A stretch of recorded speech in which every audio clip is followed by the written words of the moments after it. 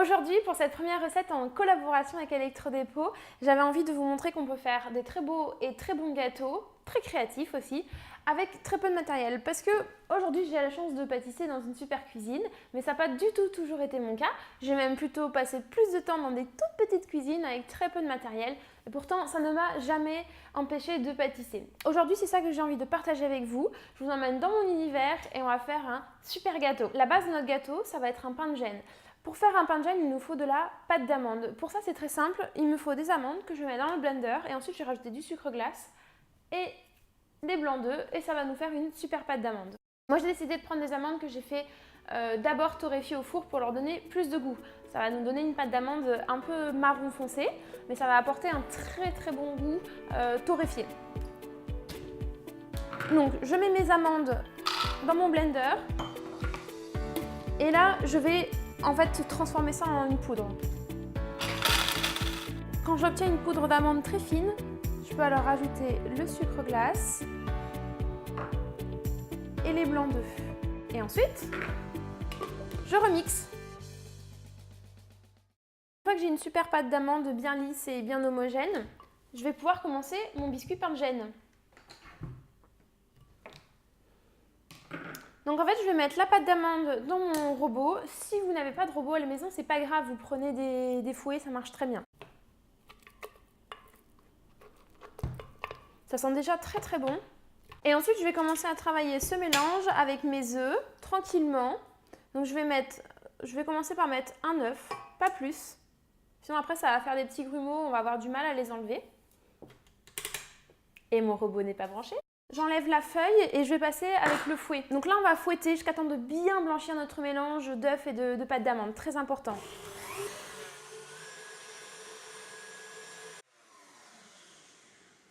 Une fois que le mélange a bien blanchi, on va pouvoir y ajouter du beurre que je vais faire fondre.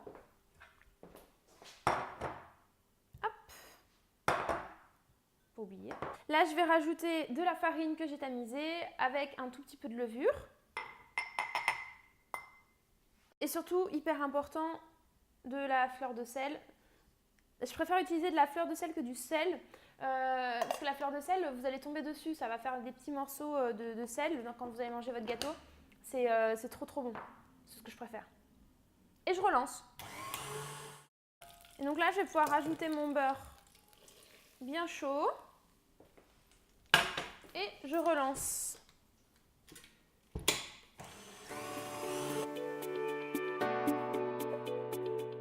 Et j'enfourne pendant à peu près 12 minutes à 180 degrés. Hop là, magie du tournage. Alors évidemment, moi je m'étais préparé déjà un pain de gêne d'avance. C'est plus facile en tournage. Donc vous voyez, c'est un biscuit qui est vraiment bien moelleux. Je vais pouvoir l'emporte-pisser tout de suite puisque le mien est froid. Chez vous, attendez bien que votre pain de gêne ait bien refroidi avant de le découper. Pour découper mon pain de gêne, je prends un cerclage tout bête. Voilà. Et je viens appuyer sur mon biscuit. Hop. J'ai envie de vous dire, c'est un peu l'heure du goûter. Pour mettre sur mon pain de gêne, j'ai décidé de faire un confit de fruits confits. Moi, j'adore le cédrat et l'orange confite. Si vous n'aimez pas, vous pouvez changer par n'importe quel fruit confit, du citron confit, du melon confit. Vous pouvez mélanger les fruits entre eux, vous faites comme vous voulez. Donc ici, j'ai une petite quantité de cédrat confit et d'orange confit. Je vais tout mettre dans mon blender et je vais mixer jusqu'à temps d'avoir une pâte très... comment on peut dire? Lisse. Donc je mets tout et c'est parti. Donc là, j'ai une belle pâte bien épaisse. On va goûter.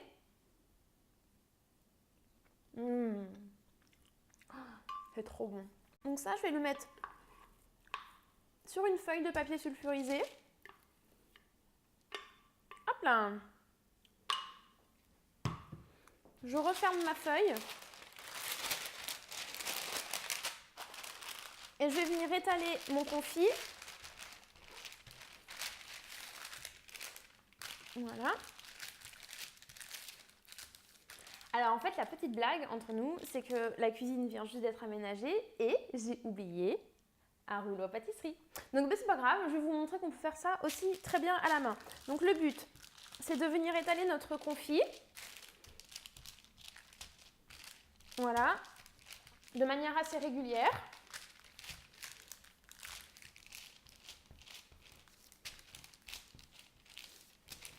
Voilà, donc en fait, vous utilisez le plat de votre doigt, ça marche très très bien. Quand j'ai bien étalé mon confit de fruits, je reprends le même cerclage que tout à l'heure. Et je viens bien appuyer dessus, voilà, pour le découper à la même taille que mon biscuit. Maintenant que j'ai bien emporte-piécé mon confit de fruits, je vais pouvoir le retourner sur mon biscuit. Hop. Allez mon coco. Voilà, donc on ne se presse pas, on centre bien son confit. Et ensuite, la petite technique, c'est de prendre la feuille et de ne pas la soulever comme ça, sinon effectivement le confit il reste. C'est de la plier comme ceci, voilà. Et en fait, on tire sur la feuille. Voilà. Et vous voyez, ça se décolle tout seul. Si chez vous, ça a du mal à se décoller, vous pouvez passer votre confit un petit peu au congélateur. Ça va le figer un petit peu, ça va vous aider. On y va doucement, tranquillement. De toute façon, en pâtisserie, c'est une règle. Si on veut que les choses soient bien faites, on y va doucement. Maintenant que notre pain de gêne et notre confit de fruits sont finis, on va pouvoir s'attaquer à la ganache montée. Pendant longtemps, ça a été ma bête noire, la ganache montée. Et en fait, vous allez voir que c'est d'une simplicité extrême. Du chocolat blanc, une quantité de crème fraîche et une autre quantité. Les deux choses super importantes pour la ganache montée, la première c'est de prendre de la crème liquide à 35%. N'essayez pas avec de la 30%, ça ne va pas marcher. Donc de la crème liquide 35%, du chocolat blanc de bonne qualité. Et vous allez voir, la marche à suivre est très très simple. Je vais commencer par faire fondre mon chocolat blanc au micro-ondes. Qu'est-ce que je pourrais vous raconter pendant que mon chocolat fond au micro-ondes ? Qu'il y a deux quantités de crème dans la recette et ça c'est très très important. La petite quantité c'est celle qu'on fait chauffer et la grande quantité c'est celle qu'on rajoute froide à la fin. Vous allez voir, c'est très simple, très simple, méga simple, ultra simple, plus simple tu meurs. Quand votre chocolat est à moitié fondu à peu près au micro-ondes, ça sert à rien de le remettre. Vous le sortez et vous le sentez, votre bol est très très chaud. Alors juste en remuant le chocolat, juste la chaleur du bol et la chaleur du chocolat qui est déjà fondu va aider à faire fondre le reste du chocolat. Ça suffit largement. Donc si vous faites trop chauffer votre chocolat, vous allez vous retrouver avec une pâte très très épaisse dont vous n'allez rien pouvoir faire. Voilà, là mon chocolat il est fondu. Quand mon chocolat est fondu, je prends la petite quantité de crème et je la fais chauffer. Je pense bien à bien récupérer toutes les quantités, c'est important. On n'a pas du tout envie de rater la ganache montée, alors on récupère bien toute la crème. Ma crème est chaude, je vais la verser en 3 fois sur mon chocolat. Donc, c'était bizarre ce que je viens de faire, non? Bon, c'est pas grave. Donc j'ai versé là un tiers de la crème et je viens mélanger. Je rajoute un deuxième tiers de crème. Et je continue de mélanger. En fait, on fait un peu comme une mayonnaise à l'envers. On est en train de mélanger ensemble deux ingrédients qui, à la base, ne s'entendent pas du tout. Et donc, je frictionne, c'est-à-dire je mélange bien vivement. Et là, vous voyez, mon mélange, c'est en train de changer. Je mets la troisième partie de crème et je continue de mélanger. Je mélange. Voilà, et là, j'ai une belle ganache, bien liquide. Je vais pouvoir y ajouter tout le reste de crème froide. Une fois que j'ai rajouté ma dernière partie de crème froide, je dois obtenir une belle texture bien lisse. Et ça, je vais le laisser reposer au moins toute une nuit au frais. Et je vais monter ma ganache. Vaut mieux y aller tranquillement. Il n'y a pas besoin de se presser. Franchement, tranquillement. Et ça va monter tout seul et au moins vous éviterez de la trancher. Je m'arrête quand ma ganache tient bien au fouet, qu'elle a une belle texture bien onctueuse comme ça, que je vois que je peux la pocher.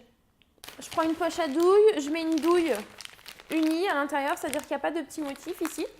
Mais si vous voulez mettre une douille cannelée, en fait vous mettez ce que vous voulez, il faut se faire plaisir. Là je retrousse bien ma poche à douille, comme ça je la tiens bien dans ma main.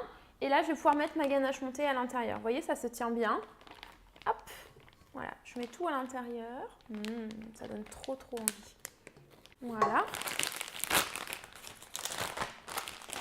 Et là, je fais un joli petit tourbillon. Avec un couteau, hop, je fais le tour de ma petite douille. Et comme ça, c'est ouvert. Hyper facile.